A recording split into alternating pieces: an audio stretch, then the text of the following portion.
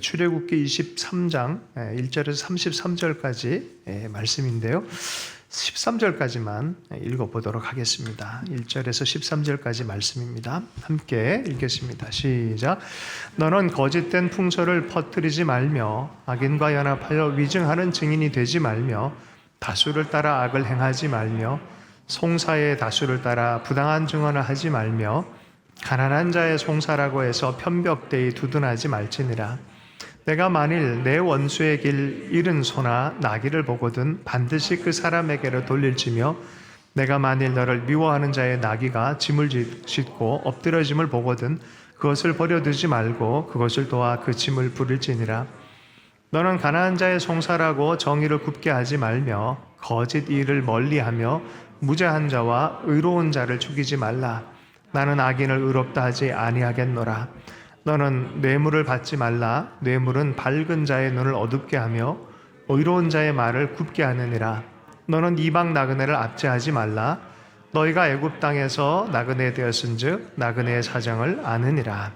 너는 6해 동안은 너희의 땅에 파종하여 그 소산을 거두고 7째 해에는 갈지 말고 묵혀두어서 내 백성의 가난한 자들이 먹게 하라. 그 남은 것들은 들짐승이 먹으리라. 내 포도원과 감람원도 그리할지니라. 너는 6해 동안에 내 일을 하고 7째 날에는 쉬라. 내 소와 나귀가 쉴 것이며 내 여종의 자식과 나그네가 숨을 돌리리라. 내가 내게 이른 모든 일을 삼가 지키고 다른 신들의 이름은 부르지도 말며 내 입에서 들리게도 하지 말지니라. 아멘. 잠시 기도하겠습니다. 하나님 아버지, 오늘도 말씀 안에 나아가기를 원합니다. 주의 말씀이 하나님 우리에게 잘 박힌 목과 같이 되어져서 이것이 우리의 삶의 중심을 차지하게 해주십시오. 우리를 인도하시는 주의 성령님, 이 시간 역사하여 주시옵소서. 온전히 이 시간 주님께 의탁합니다. 예수님 이름으로 축복하며 기도했습니다.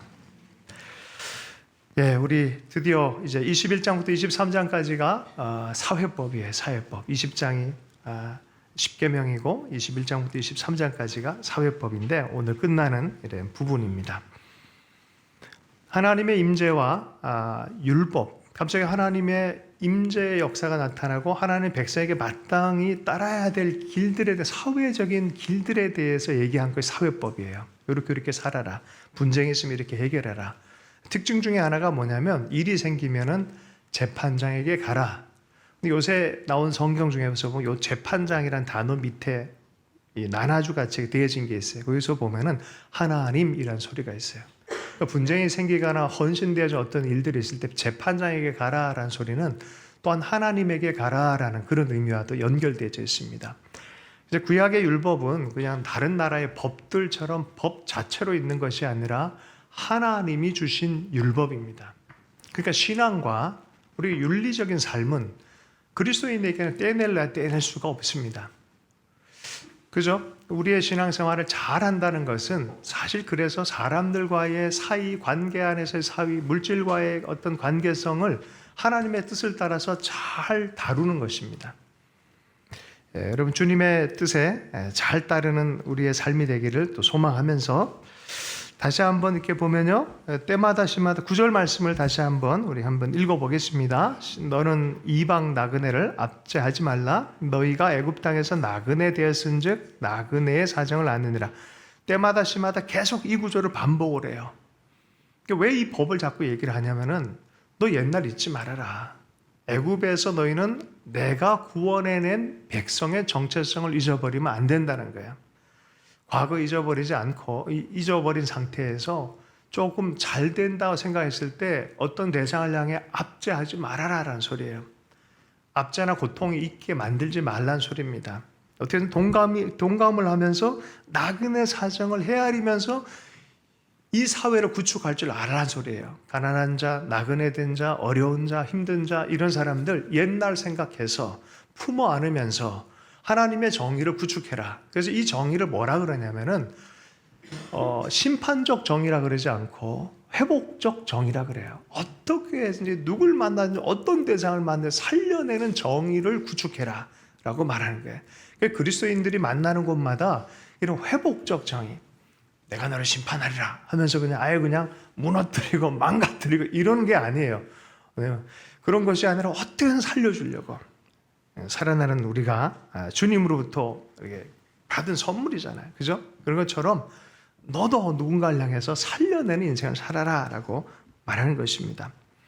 3,500년 전에 특수한 법인데요. 이곳에서 하나님의 의도를 잘 끌어내서 오늘에 적용하는 것이 오늘의 성경 읽기입니다. 이런 패턴이 계속해서 이야기가 진행이 되죠. 그 첫 번째 패턴에서 좀 구체적으로 드러나는 인물이 다윗입니다. 다윗 주변에 누가 몰려들었어요?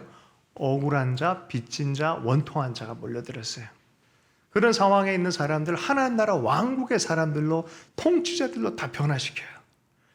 자, 이 다윗은 또 누구를 예표합니까? 실질적으로는 예수 그리스도.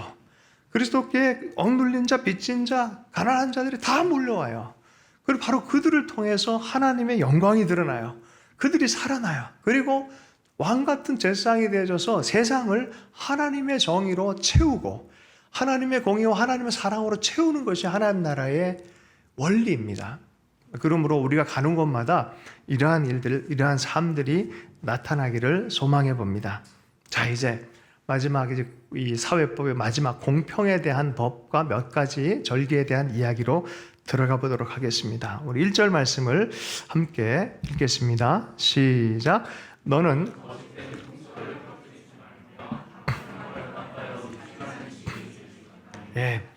거짓된 풍소를 퍼뜨리지 말고 악인과 연합하여 위증하는 증인이 되지 말며.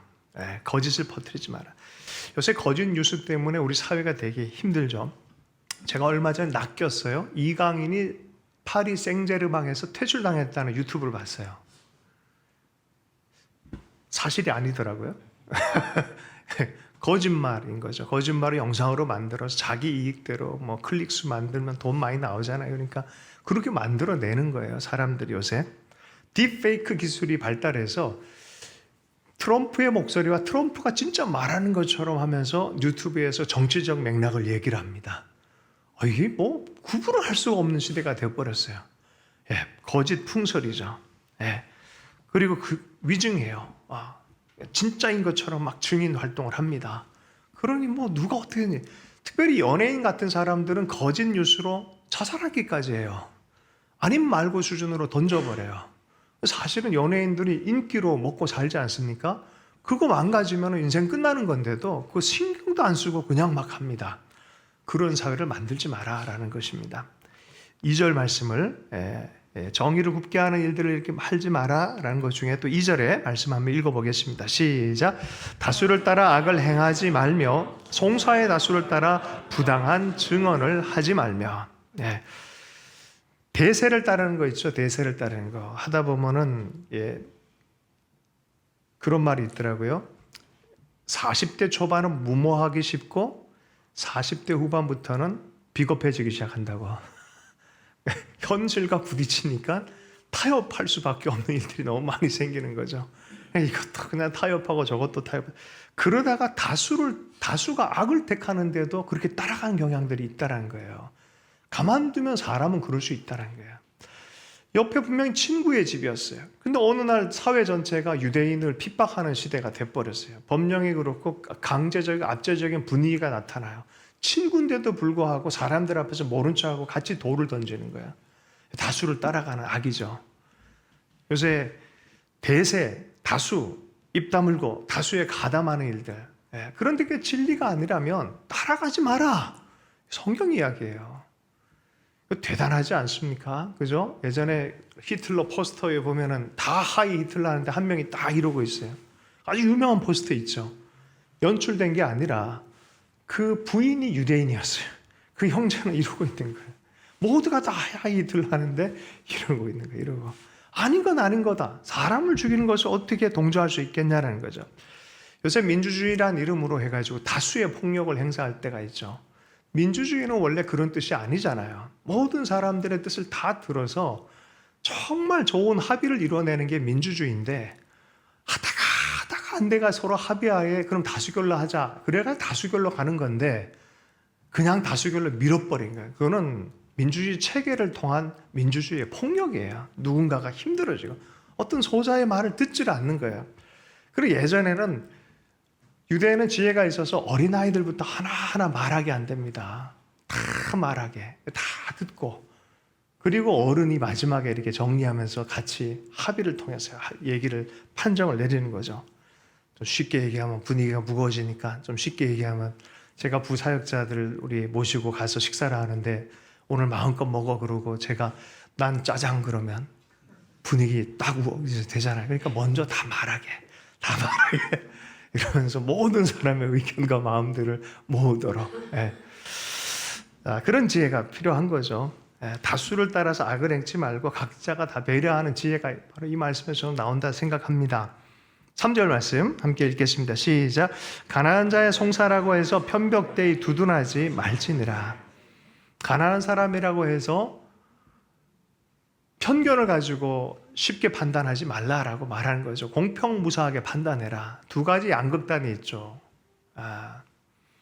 가난하기 때문에 예전에 그런 말이 있어요. 유전, 뭐죠? 유전, 무죄, 무전, 유죄. 돈이 없는 사람은 유죄고 돈이 있는 사람은 어떤 형태로 해서 무죄가 된다. 뭐 그런 비꼬는 얘기 아니겠습니까? 자, 그런데 어떤 부분에 있어서 가난하다고 해서 무조건 가난한 자를 또 편들지도 말란 또 의미로도 사용되어지는 거예요. 배려해주고 잘 균형 잡는 건 좋은데 가난한 자라고 해서 너무 내몰지도 말고 너무 편들지도 말란 거예요. 공평무사하게 판정해라라고 말하는 것이죠. 미국에서 본 프랭크 카프리오라는 판사가 있습니다. 미국 지방법원에 아마 여러분 한두 번 봤을 거예요. 교통 위반을 한 경미한 사건들 다루는 법원에서 30-40년을 이분이 이걸 하다 보니까 세계적으로 유명해졌어요. 뭐냐면 판결을 너무 기가 막히게 하는 거예요. 법적으로는 적용을 너무 인간적이고 그리고 법의 정신도 어긋나지 않게 사람을 사람답게 만들면서도 정확하게 판정을 합니다. 이쪽도 아니고 이쪽도 아니고 어떤 경우에는 이거는 해당 안 된다 하고 다 정말 사연을 듣고 이야기의 맥락을 따라서 판단해 주는 거. 법이 이러니까 너 이거 벌금 내야 돼 이게 아니에요.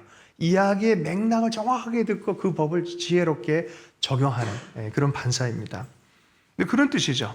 가난한 자의 송사라고 해서 편벽되이 두둔하지도 말고 편도 들지 말고 이쪽도 내몰지도 말고 그렇게 하라는 것입니다. 좀 뛰어넘어서 8절 9절 말씀을 한번 읽어보겠습니다. 다시 한번 읽겠습니다. 시작. 너는 뇌물을 받지 말라. 어둡게 하고 의로운 자의 말을 굽게 하느니라. 너는 이방 나그네를 압제하지 말라. 너희가 애굽 땅에서 나그네에 되었은즉 나그네의 사정을 아느니라. 뇌물을 받지 말라. 먹고 난 다음에 이 판결하는 것이 굽어집니다.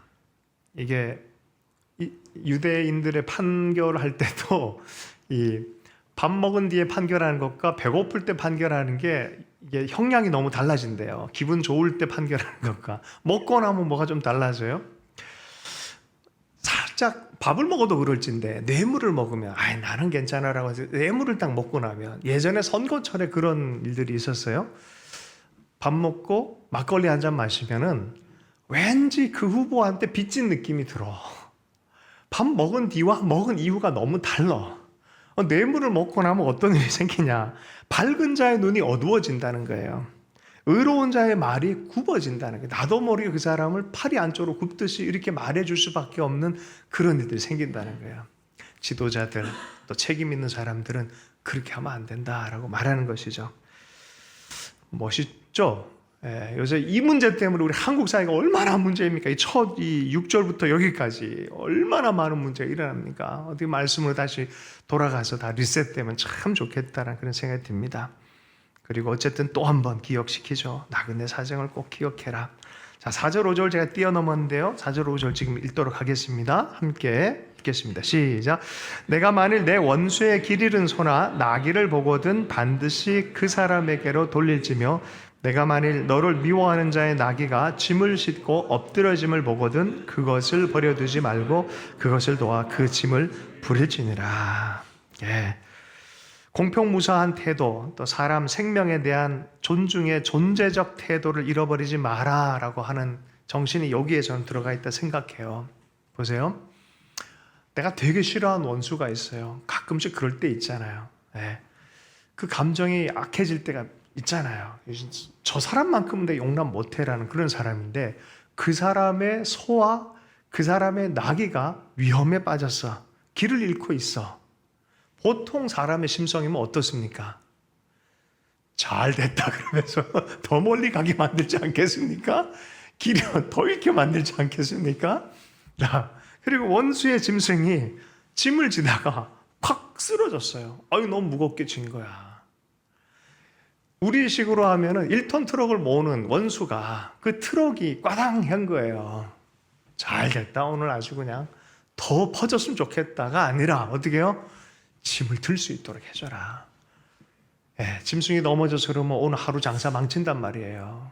그 삶이 망가져. 그 정도 수준으로 너희들 양심이 부패하면 안 된다는 소리입니다. 그래서 선한 양심을 지켜라는 소리예요. 선한 양심을. 저 사람이 누구든 물에 누가 빠졌어요? 가서 한마디 합니다. 원수의 자식인지 아닌지 확인부터 하는 게 아니라 빨리 건져내는 거예요. 이거 쉬운 거 같죠? 한 걸음 더 나가보면은 원수의 이 물에 빠진 사람이 정말 나를 힘들게 하고 우리 가정을 고통스럽게 했던 어떤 대상이야. 쉬운 게 아니에요. 그죠? 진짜 쉬운 게 아니에요. 신천지 때문에 가정이 갈라진 사람이 있어요. 그런데 물 빠진 사람이 신천지야. 이거 쉬운 거겠어요? 네. 예전에 영화가 있었습니다. 모가디슈, 제가 일부에는 수리남이라고 그랬는데 수리남은 마약 영화고 모가디슈더라고요. 네, 모가디슈. 모가디슈가 91년도에 있었던 그런 하여튼 80년대 후반에 있었던 그런 사건인데 어디죠? 수리남인가요? 아니 수리남에 어디죠? 아프리카의 어떤 나라에서 남한과 북한의 대사관이 이렇게 어떻게든 경쟁을 해서 빨리 유엔에 동시 가입을 하려 노력하는 그런 과정 안에 경쟁을 하고 있는 그런 과정 안에 내전이 벌어진 거예요. 르완다입니까? 아마 그 내전이 벌어진 것 같아요. 이 내전이 벌어졌는데 아이고 이게 둘 다 죽게 생긴 거예요. 죽게 생겨가지고 막판에 도망치다가 결국은 북한 대사관 사람들이 남한 대사관으로 도움을 요청한 거야. 우리 좀 도와달라. 근데 그때는 교류하고 말을 섞는 거는 이적행위예요. 이거 도와주면 안 되는 거예요. 그럼 어떻게 해요? 통신 다 끊어졌죠. 모든 게 다 끊어진 상태에서. 그래서 한국 대사가 모른 척하고 우리 다 암묵적인 동의를 하고 받아들여요. 받아들여서 남과 북이 공조를 해서 목적이 생존이에요. 이거는 살아야 되는 거야. 서로 공조를 해서 거기 내전 지역을 피해서 이탈리아 대사관으로 오면서 거기서 마지막 수송선을 타는 게 목적이었어요. 그 과정 안에 총알이 빗발칩니다. 빗발쳐요. 막판에는 어떻게 했냐면 막판이 잘 찡하게 하는 어떤 장면이 있어요. 어떻게 해서 이탈리아 설득시켜가 다 남한 북한 사람은 우리 못 태운다, 안 된다, 법적으로 아니다, 이 사람들 우리한테 전향했다, 막 이런 식으로 만들어가서 결국 태웠는데 문제는 한국 대사관에 알면 한국 정부가 알면 안 되는 거예요. 그래서 다 해결된 다음에 마지막에 비행기를 탄 다음에 이런 얘기를 해요. 생사를 같이 하고 여기서 내리면 우리는 마주쳐서 안 되고 서로 아는 척해서도 안 됩니다. 다들 고생했습니다. 그러면서 남한이 먼저 내리고 두 번째 북한 사람 내립니다. 눈 맞추지도 않고 말도 안 하고. 요즘 그래요. 북한 사람들이 넘어져 있고 가난한 사람들이 쓰러져 있는데 돕지를 않아요. 이념 문제 때문에. 돕지를 않았어요, 실제로. 그래서 혹자는 97년도 IMF가 이것 때문에 생겼다라고 말한 사람들이 있어요. 아세요? 저기 아사 직전에 다 죽어나가는데 돕지를 않는 거야. 돕지를 않았기 때문에 생겼다라고 말해요. 네. 이것은 정치적 맥락을 얘기하는 게 아니라 성경을 얘기하는 거예요. 원수라도 지금 당장 무너지고 죽어가고 있다면 도와야 된다. 그게 인간성이다. 옆 사람에게 당신도 인간답게 사십시오.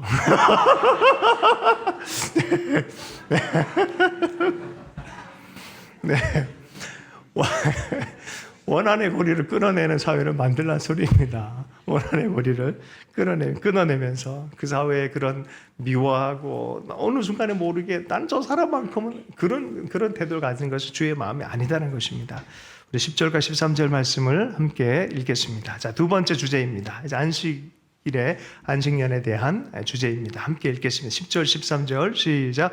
너는 6해 동안은 너의 땅에 파종하여 그 소산을 거두고 7째 해에는 갈지 말고 묵혀두어서 내 백성의 가난한 자들이 먹게 하라. 그 남은 것들은 들짐승이 먹으리라. 내 포도원과 감람원도 그러할지니라. 너는 6해 동안 내 일을 하고 7째 날에는 쉬라. 내 소와 나귀가 쉴 것이며 내 여종의 자식과 나그네가 숨을 돌리리라. 내가 내게 이른 모든 일을 삼가 지키고 다른 신들의 이름은 내 입에서도 들리게도 하지 말지니라. 애굽의 신들은 압제하는 신입니다. 그리고 가나안의 신은 욕망의 신입니다. 욕망하고 욕심 부리다 보면 압제할 수밖에 없는, 나는 그런 신들과는 다르다. 그런 신으로 격화시키지 말아라. 너희들이 바르게 집중해서 하나님이 누군지를 알고 살아갈 줄 알아라라는 것 중에 하나가 안식년을 지켜라라고 말합니다. 7째에는 땅을 묵혀두어라. 좀 쉬게 해라. 땅도 쉬게 해라. 시간과 땅은 하나님의 것이다. 그래서 그들이 그 땅에서 매마다 아마 소출내고 그런 게 아니라 한 해는 좀 쉬게 해서 가난한 사람도 여기 와서 뭘 좀 배추라도 심도록 좀 도와주고 또 들짐승도 좀 먹게끔 해주고 뭐 이렇게 살게 하라는 것입니다. 그런데 이 주제의 이 문장의 주제는 쉬라라는 거예요. 7째 날은 쉬라. 내 소와 나귀가 쉴 것이며 내 여종의 자식과 나그네가 숨을 돌리리라. 예. 이 표현이 참 멋있어요. 한국 언어들이 참 아름다워요. 숨을 쉬다가 어떻게 해요? 숨이 차고 숨이 차다가 숨 차서 죽을만 할 때 어떻게 하라고요? 숨을 돌리라 라고 말해요. 할렐루야. 숨 좀 돌리십시다. 네. 네. 호흡을 한번 이렇게 깊게 해보면요. 이게 좀 쉬어져요. 네. 깊이 쉬는 거. 거기 쉬는 거예요. 좀 쉬어야 돼요. 너무 생산만 하고 너무 뭔가를 하려고 그러다 보면은 이게 쉼의 리듬을 잃어버리다 보면은 하나님도 잃어버려요. 그러면 내 삶의 의미도 잃어버리기 시작합니다. 좀 쉬는, 그 제주에 가보면은 해녀들이 있어요. 해녀들이 깊이 물에 들어가서 전복을 딴대요. 여러 가지 뭐 이렇게 조개도 죽고 또 전복을 딸 때 어느 순간이 딱 되면은 이게 막 할 때가 있대요. 조금만 더 가면 또 이렇게 하고 조금만 더 가면 더 막 나타나고 그런 날이 있대요. 그런데 최고의 해녀들은 멈출 때 멈출 줄 안다는 거야. 더 가면 무슨 일이 생기겠어요? 호흡이 딸리는 거야. 숨 차서 죽는 거예요. 그 최고의 해녀들은 이게 다 멈추고 그리고 쫙 올라온답니다. 올라와서 피우 하고 숨을 쉰다는 거야. 그걸 뭐라 그러면 숨비 소리라 그래. 숨비 소리. 해녀들의 숨 쉬는 소리, 숨비 소리. 그래서 통해서 또 내려가서 할 여유를 얻는 거예요. 우리가 일만 하다 보면 인생이 쉽게 뒤집어집니다. 그러다 보면 옆에서 갈등도 많이 생기고 삶의 사랑의 여유, 인내의 여유도 생기지 않아서 서로가 서로를 힘들게 하는 경우가 많이 생깁니다. 그러지 말아라. 욕심과 또 압제와 이런 체가 드러나지 않도록 너희는 반드시 안식일을 지켜라. 대체로 보면 영적인 문제라기보다 쉬지 못해서 문제가 많이 생길 때가 있습니다. 안식을 잘 하십시오. 주일날 안식하십시오. 말씀 듣고 안식하십시오. 때를 따라서 안식할 줄 알아야 됩니다. 자, 그 다음에 이 절기의 부분입니다. 14절부터 19절까지의 말씀입니다. 함께 읽습니다. 시작. 너는 매년 3번 내게 절기를 지킬지니라. 너는 무교병의 절기를 지키라. 내가 내게 명령한 대로 아비벌에 정한 때에 1해 동안 무교병을 먹을지니 이는 그 달에 내가 애굽에서 나왔음이라. 빈손으로 내 앞에 나오지 말지니라. 맥추절을 지키라. 이는 내가 수고하여 밭에 뿌린 것의 첫 열매를 거둠이니라. 수장절을 지키라. 이는 내가 수고하여 이룬 것을 연말에 밭에서부터 거두어 저장함이니라. 내 모든 남자는 매년 3번씩 주 여호와께 보일지니라. 너는 내 제물의 피를 유교병과 함께 드리지 말며 내 절기 제물의 기름을 아침까지 남겨두지 말지니라. 내 토지에서 처음 거둔 열매의 가장 좋은 것을 가져다가 너의 하나님 여호와의 전에 드릴지니라. 너는 염소 새끼를 그 어미의 젖으로 삼지 말지니라. 네, 새 절기에 대한 얘기인데 농경에 따른 절기예요. 무교절, 맥추절, 보리와 밀을 추수하는 절기, 맥추절, 수장절. 무교절은 초실절에 해당돼 처음 열매를 따기 시작하는 초봄에 봄 좀 지나고 나서 따기 시작하는 거고, 맥추절은 본격적으로 밀과 보리를 추수하는 때고요. 수장절은 추수해서 들여서 보관하는 절기를 수장절이라 그래요. 근데 이것을 우리가 잘 알듯이 무교절은 6월절이에요. 첫 열매가 되신 예수 그리스도 6월절 어린 양으로 죽어주신 그 절기. 맥추절은 뭐예요? 추수의 시작, 완전한 시작인 것처럼 오순절에 말씀으로 이스라엘 백성이 모세의 말씀을 받을 때가 바로 이때였어요. 하나님이 모세에게 말씀을 전해준 그때가 이때였고, 교회 가운데 성령이 오신 때도 이때였어요. 오순절. 장막절이 뭐예요? 다 추수해서 받아들인 다음에 어떻게 합니까? 모아서 보관하는 거예요. 이 장막절은 예수 그리스도께서 다시 오심을 예표한다라고 성경이 얘기를 해요. 자, 이 절기의 주인은 누구인가? 하나님. 자, 그 절기마다 모든 남자는 매년 3번씩 주 여호와께 보일지니라 라고 말합니다. 빈손으로 오지 말고 기쁨으로 추수한 것들, 첫 열매들, 좋은 것들로 가지고 와서 드려라 라고 말합니다. 일상을 잠깐 스톱해야 돼 가려면은, 이때 당시에는 성전이 있잖아요. 그러니까 열심히 뭐 북쪽에 있든 남쪽에 있든 다 스톱하고 이것을 위해서 가야 되는 거예요. 일상을 잠시 끊는 것, 끊음이 목적이 아니라 하나님으로 채우기 위해서, 그리고 내 일상이 하나님의 의미가 있다는 것들을 깨닫기 위해서라도 멈추고 가야 되는 거예요. 만약에 일상만 있다 그러면 너 왜 사니? 물어볼 때 뭐라고 대답하겠습니까? 그냥 살지. 이게 멋진 답처럼 보여요. 멋진 답 아닙니다. 또 그리고 우리가 연대 그 앞에 가면 식당에 아주 맛있는 집밥이 있거든요. 존재의 이유. 제목이에요. 이름이에요. 식당의 이름. 너 왜 사니? 먹기 위해서 존재한다. 그 정도 수준에서 대답할 거예요. 여러분, 일상이 일상만으로 있으면은 일상의 의미가 사실은 사라져버려요. 우리가 하나님을 만나고 하나님으로 채워질 때 우리의 일상이 연동되어지기 시작합니다. 의미가 있어지고 생기가 있어지고 하나님의 뜻이 부어지기 시작합니다. 그래서 잠시 내려놓고 드리고 하나님께 예배하게. 여러분, 예배는 내가 받는 것이 먼저가 아니에요.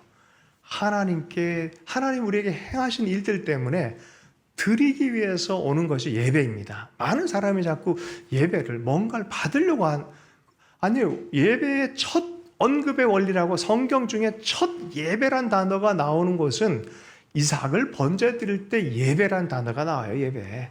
내 것을 드리는 거예요. 하나님을 하나님으로 섬기는 것을 바로 예배라고 합니다. 그 예배를 잃어버리면요, 삶을 잃어버리게 돼 있어요. 예배를 잃어버리면 뜻을 잃어버리게 돼 있어요. 그러므로 하나님 중심으로 사는 사람들은 하나님을 생각해서 드리기 위해서 오는 거예요. 하나님 뭘 기뻐하실까? 이런 마음으로 오는 것이에요. 예배자의 삶은 그런 것이에요. 요새 이게 가나안 문화가 돼서 자기에게 맞는 것이 뭔지를 계산하면서 예배 드리려고 하는 것은 가나안 문화입니다. 사실은 종교적 행위입니다. 그러나 우리는 예배 삶의 사람들로 부름받은 사람들인 줄로 믿습니다.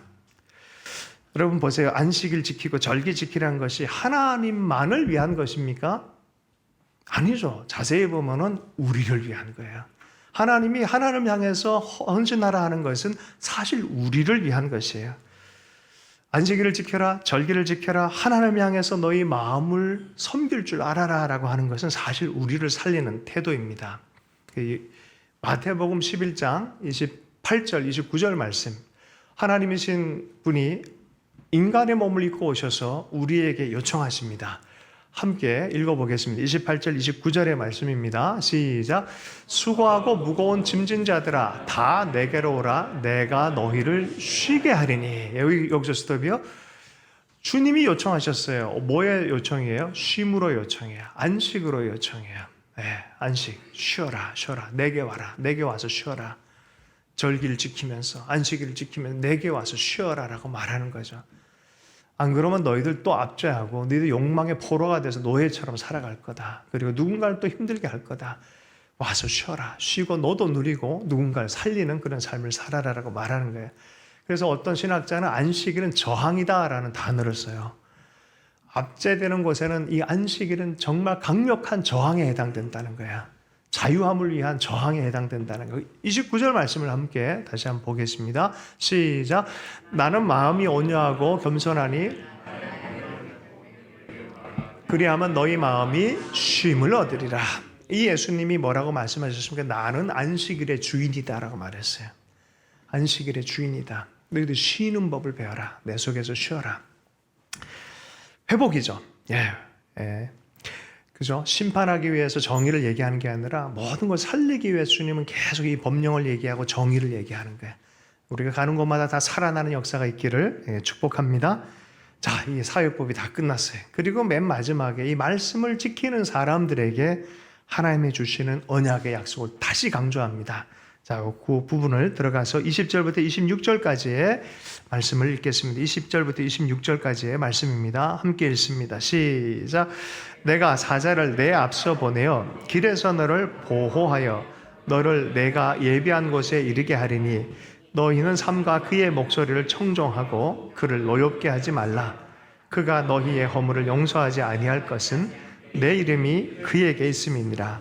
내가 그의 목소리를 잘 청종하고 내 모든 말대로 행하면 내가 내 원수에게 원수가 되고 내 대적에게 대적이 될지라.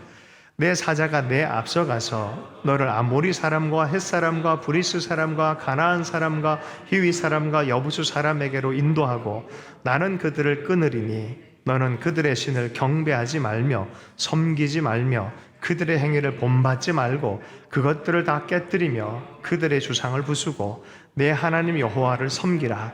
그리하면 여호와가 너의 양식과 물에 복을 내리고 너희 중에 병을 제하리니 내 나라에 낙태하는 자가 없고 임신하는 하지 못하는 자가 없을 것이라. 내가 너의 날수를 세우리라. 아멘. 이것은 내가 내 사자를 내 앞서 보내어 길에서 너를 보호하여 너를 내가 예비한 곳에 이르게 하리니 선행적 은혜가 있다라는 얘기입니다. 하나님의 열심으로 이게 되어진다는 얘기입니다. 아브라함이 아브라함 되어지고 베드로가 베드로가 되어진 것은 그들의 능력이 아니에요. 우리는 성경 때문에 너무 자세히 압니다. 그들이 얼마나 많은 실수를 했고 얼마나 좌우로 요동을 했는지를 알고 있습니다. 그런데 그 순간순간마다 하나님의 천사가 아브라함에게 와요. 예수님께서 베드로에게 나타나세요. 하나님의 사람들에게 하나님의 사자를 보내서 하나님이 하시는 열심을 통해서 그 사람이 되어지는 거예요. 여러분, 여기서 종교와 예수 그리스도를 믿는 신앙의 차이가 극명하게 나타납니다. 우리는 기도하는 이유가 내가 기도해서 뭔가를 얻어내고 내가 기도해서 내 복을 찾아내고 하는 이런 종교 시스템이 아닙니다. 하나님 주신 은혜의 부르심을 받은 사람들이에요. 하나님이 일하시는 걸 보는 것이죠.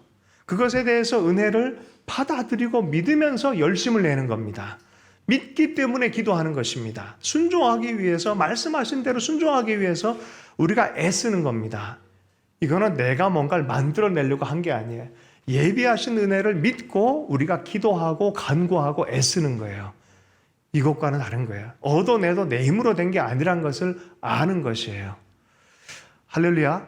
이 모든 여정들 보면은 하나님이 사자를 보내서 행하는 일이고 너희들을 가나안 땅에 데려갈 것이다라는 분명한 약속 안에서 하나님이 선행적으로 행하는 일이다. 그러므로 너희들이 해야 될 것은 무엇이냐? 뭐예요? 따라서 하겠습니다. 청종. 예, 청종이란 단어는 아주 귀한 단어입니다. 순종하기 위해서 듣는 거예요. 순종하기 위해서 듣는 것을 청종이라 그래요. 듣고 마는 게 아니에요. 이중생활하기 위해서 듣고 마는 것이 아니라 듣고 순종하기 위해서 하나님의 신실함의 약속을 믿고 듣고 하라는 대로 행하기 위해서 하는 것을 청종이라고 하는 거예요. 예, 귀가 열리고 마음을 할례 받은 사람들이죠. 성령에 이끌림 당하는 사람들이에요. 여러분, 하나님이 이끄는 곳은 바로 성령이 이끌으신 곳인 거죠. 내 육신이 이끄는 것이 아니라 성령이 이끌어가는 대로 청종하는 거예요. 청종한다면 너희들에게 양식을 주고 물을 주고 치유를 주고 풍요를 주고 장수를 주겠다는 것이에요. 그러면 이것은 그냥 복 얘기를 하는 게 아니에요. 원래 에덴이 이런 모습이었어요. 에덴의 회복을 의미하는 거예요. 하나님 나라의 회복을 의미하는 거예요. 너희가 그렇게 청정하며 살 때, 약속대로 말씀대로 살 때 너희 인생은 에덴의 회복의 역사가 나타날 것이다 라고 말하는 거예요. 아멘이십니까? 힘들고 보기 어렵고 이게 진짜 믿어질까 하더라도 말씀을 믿으십시오. 우리의 감정보다 말씀 한 구절이 더 무게감이 있습니다. 세상 어떤 것보다 가장 무게감 있는 것이 말씀입니다. 그러므로 하나님의 믿음의 원리 예배하면서 하나님을 기대하며 따라갈 수 있기를 원합니다. 여러분, 하나님을 청정할 때 무슨 일이 생길까요? 노예가 그 땅을 차지하고 왕 같은 제상으로 변화가 나타나는 거예요. 여러분의 인생을 생각할 때 하나님의 은혜를 받는데 많은 사람들이 자기 수준에서 받으려고 그래요. 자기 비전이 있고 자기 계획이 있어요. 그 수준만큼 받기 위해서 하나님을 찾아와요. 하나님, 내가 병이 났어요. 하나님, 이 문제 해결해야 돼요. 라고 하면서 이걸 채워달라고 해요. 근데 청정은 하나 더 나갑니다. 하나님, 나에게 뭘 원하세요? 하나님, 내가 어떻게 살아야 될까요? 하나님, 성령께 당신 지금 나를 어디로 인도하십니까? 아브라함에게 인류 전체를 향한 복의 근원이 되겠다고 말씀하세요. 아니, 갈릴리 촌 청년들에게 인류 전체를 향한 모든 민족과 열방단으로 제자화하실 거에 대해서 말씀하세요. 이건 내 수준이 아니잖아요. 여러분, 청정하면 내 수준을 뛰어넘습니다. 청정하면 하나님의 수준으로 우리로 하여금 살게끔 하나님께서 역사해 주신 줄로 믿습니다. 하나님이 이미 양식과 물과 치유와 풍요와 장수를 약속하셨다라고 말씀합니다. 이러한 은혜가 가득하기를 축복합니다. 네, 강조한 거예요. 하나님이 너희들 이렇게 살아라. 그리고 삶 안에서 너희들 살 줄 알아라. 하나님의 뜻을 따라 사람 대하고 모든 순간순간 하나님 앞에 사는 것처럼 책임지면서 살아라. 그리하면 이러한 역사가 일어날 거다라고 말합니다. 마지막으로 읽겠습니다. 27절부터 33절까지의 말씀입니다. 함께 읽습니다. 시작. 내가 내 위엄을 내 앞서 보내어 내 모든 원수들이 내게 등을 돌려 도망하게 할 것이며 내가 왕벌을 내 앞에 보내리니 그 벌이 히위 족속과 가나안 족속과 헷 족속을 내 앞에서 쫓아내리라. 그러나 그 땅이 황폐하게 되므로 들짐승이 번성하여 너희를 해할까 하여 1년 안에는 그들을 내 앞에서 쫓아내지 아니하고 내가 번성하여 그 땅을 기업으로 얻을 때까지 내가 그들을 내 앞에서 조금씩 쫓아내리라. 내가 내 경계를 홍해에서부터 블레셋까지 광야에서부터 강까지 정하고 그 땅의 주민을 내 손에 넘기리니 내가 그들을 내 앞에서 쫓아낼지라. 너는 그들과 그들의 신들과 언약하지 말라. 그들이 내 땅에 머무르지 못할 것은 그들이 너를 내게 범죄하게 할까 두려움이라. 내가 그 신들을 섬기면 그것이 너의 올무가 되리라. 네, 계속해서 말씀합니다.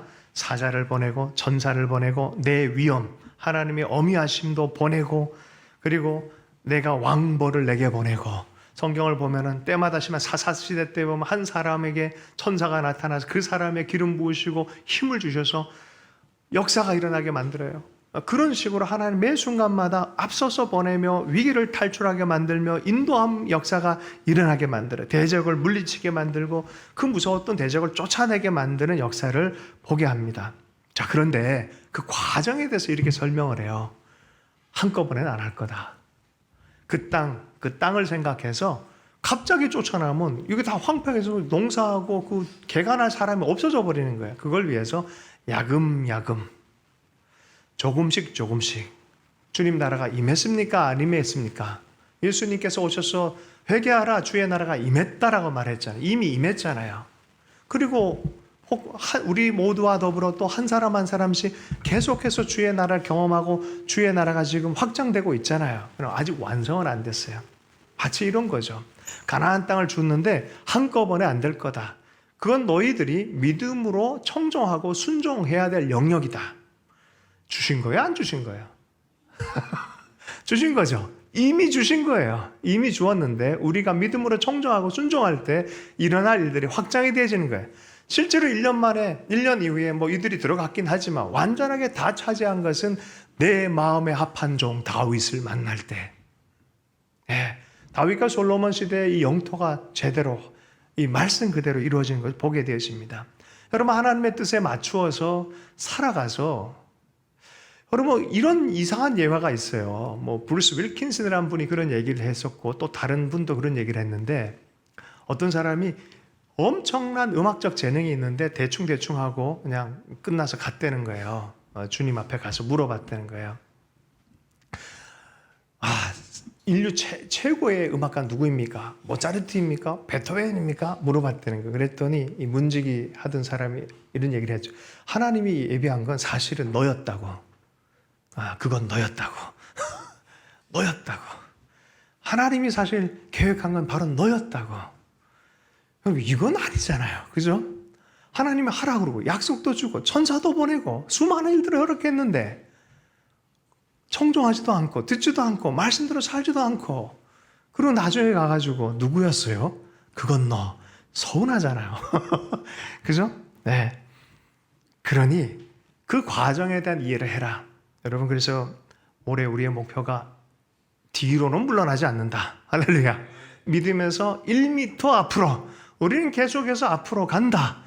교두보를 놓치지 않겠다. 주신 것만큼 앞으로 더 가는 믿음이 돼야 될 줄로 믿습니다. 이만큼 됐지, 이런 말 하면 안 돼. 살아있는 한 1m 전진. 살아있는 한 1m 전진. 두 번째는 올무를 조심해라. 타협하지 말아라. 그럼 많은 사람들이 요새 이제 다원화되어졌어요. 글로벌 시대가 되다 보니까 이제는 온 세계 사람들이 같은 공간에서 봐요. 남산에 올라가 보십시오. 옛날에 한국 사람밖에 없었는데 요새는 한국 사람이 안 보여. 남산에 올라가 봐. 관광지가 됐어요. 근데 여기만 그러냐? 아니요. 필리핀도 그렇고 뭐 어딜 가도 전 세계화가 되어졌어요. 그러다 보니까 많은 종교가 옆집 사람이 됐어요. 종교인들이 같이 살아야 되는 거야. 자, 이 부분에 있어서 사람들이 타협적인 태도를 취하면 안 된다는 거예요. 그들을 존중해야 돼요. 그들과 함께 살아야 돼요. 그들도 우리가 도울 일 있으면 도와줘야 돼요. 그러나 우리만큼은, 내가 주님께로 부름받은 만큼은 우리 안에 타협점이 있으면 안 되는 거예요. 올무가 있으면 안 돼요. 두 가지 삶을 살면 안 돼요. 이것이 너에게 올무가 되어져서 결국 그 주의 말씀이 합당하게 역사가 일어나지 못하게 한다는 거예요. 올무가 되어서는 안 된다. 순전한 믿음을 가져란 소리예요.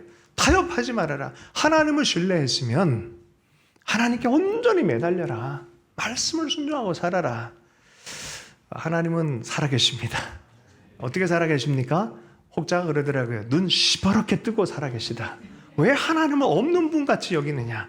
하나님은 살아계시다.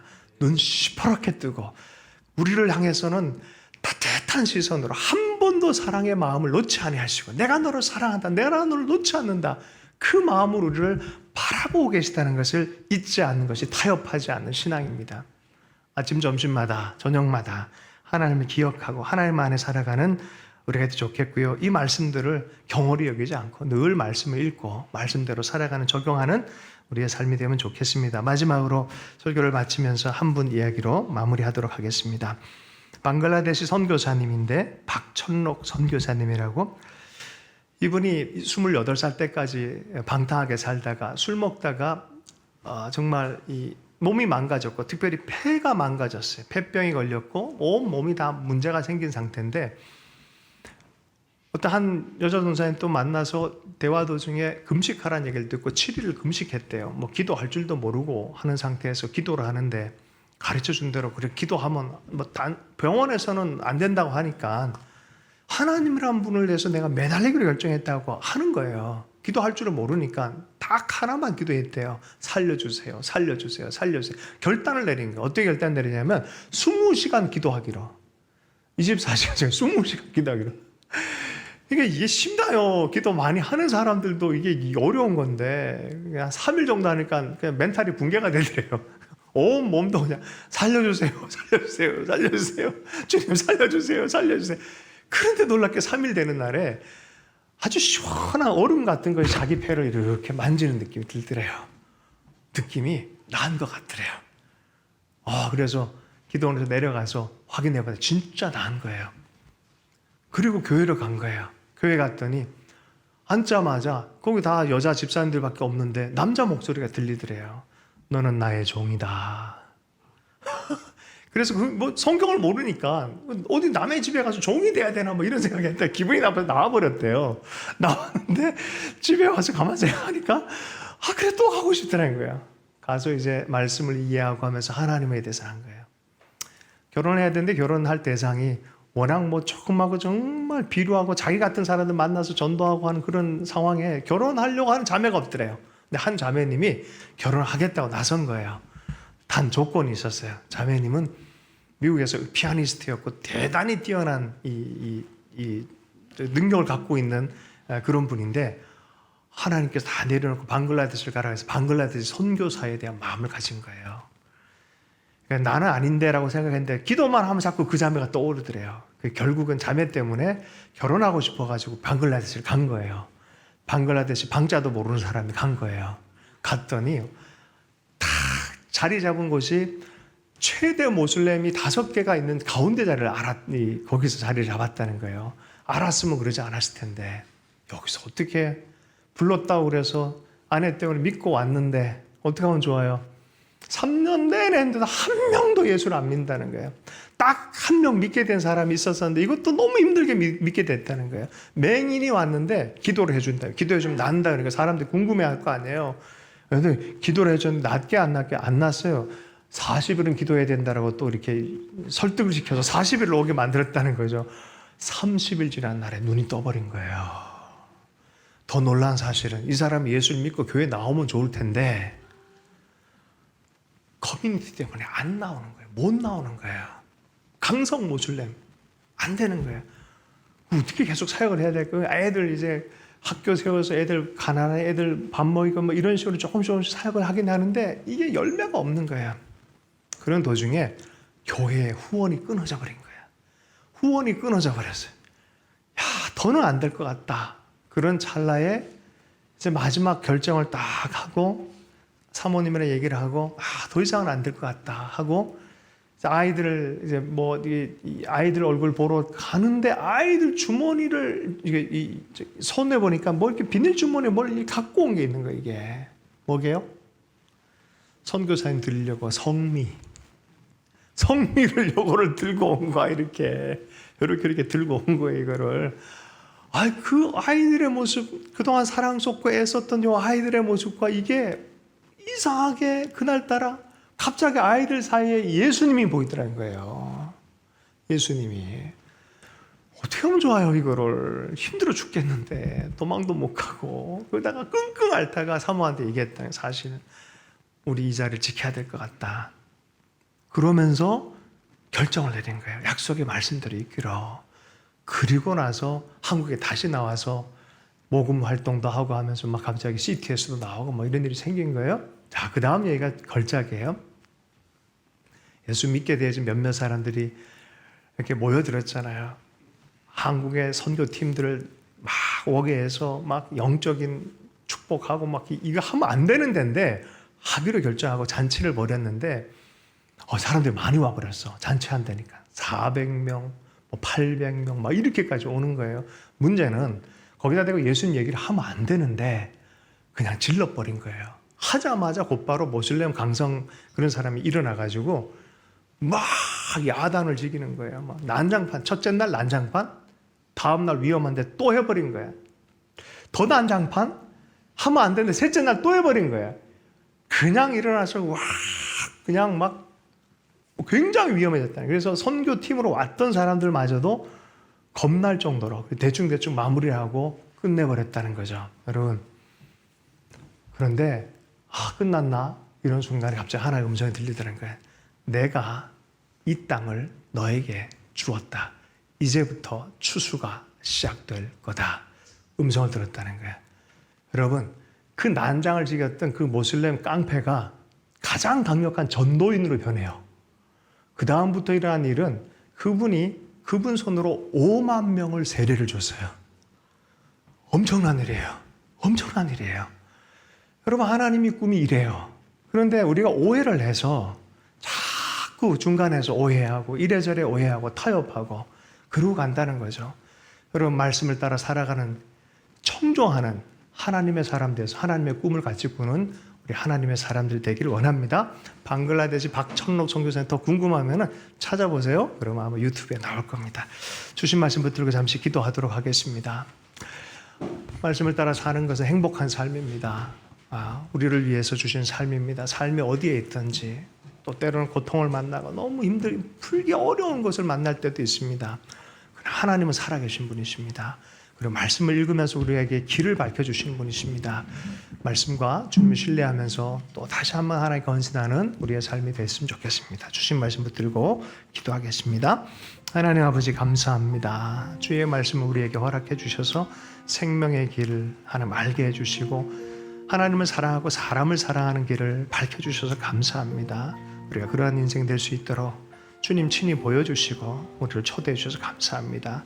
주의 품과 늘 함께 공유하며 동행하는 인생 될 수 있도록 아버지 헌신하고 결단한 자들 가운데 다시 한번 은혜를 허락하여 주시옵소서. 감사하며 예수님 축복하며 기도했습니다.